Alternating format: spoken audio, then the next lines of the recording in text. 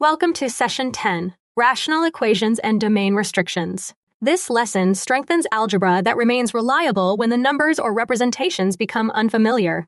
You will learn to state denominator restrictions before transforming an equation, to use an LCD without illegal cancellation across addition, and to reject candidates that make an original denominator zero. Treat these as connected habits. Keep a pencil ready. We will build a visual model, use a repeatable process, solve a demanding example, diagnose an error, and finish with a checkpoint. Start with this picture. A denominator zero input remains a hole in the domain after simplification. The missing point belongs to the original expression's domain. Even if a factor cancels or the cleaned equation suggests that input, simplification cannot fill the original hole. The key distinction is this: state denominator restrictions before transforming an equation.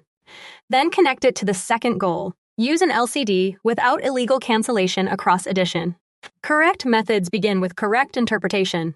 When a problem looks different, look for the same mathematical structure instead of an identical example.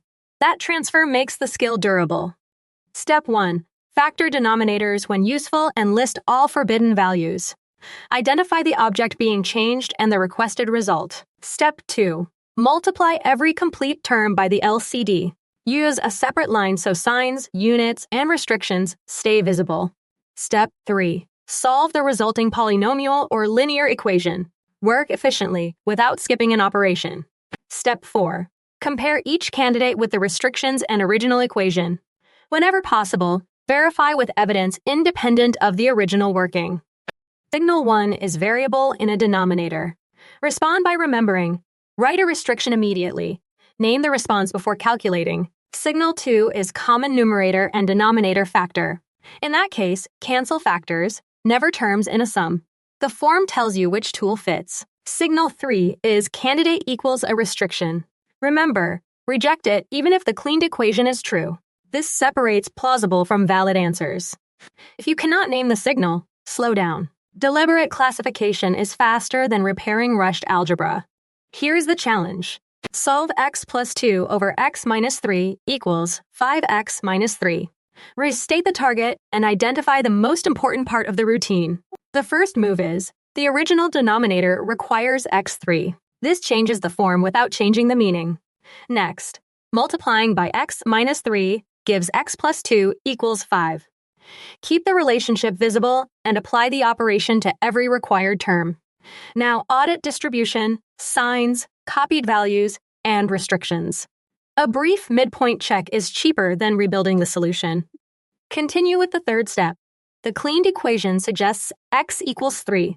State what the transformed line tells you. Complete the argument. Because x equals 3 makes both original denominators 0, reject it. This is part of the solution, not decoration. The final answer is no solution. Compare it with the requested variable, expression, unit, interval, or classification. Verify from another direction. Substitute, compare representations, inspect units, or test a boundary. Prove that the result satisfies the original conditions. Try this checkpoint without copying the example. What value is forbidden in x plus 1 over 2x minus 6? Decide which mathematical fact controls the answer. Write one line of reasoning before you commit. A visible decision is easier to inspect and correct. Focused hint. Set the denominator equal to 0. Use it to repair your setup rather than guess. An accepted answer is 3. Explain why it works and name the first step that would expose a common error. Central message is, state denominator restrictions before transforming an equation. Combine it with the discipline to use an LCD without illegal cancellation across addition. Finish by remembering to reject candidates that make an original denominator 0. This turns a calculated result into a justified answer. Reflection. Why does multiplying by an expression that can equal 0 require a later domain check? Name the error specifically so you can interrupt it next time. Practice one fresh problem within 4 minutes, with restrictions written first. Keep the work readable, check it independently, and carry the routine forward.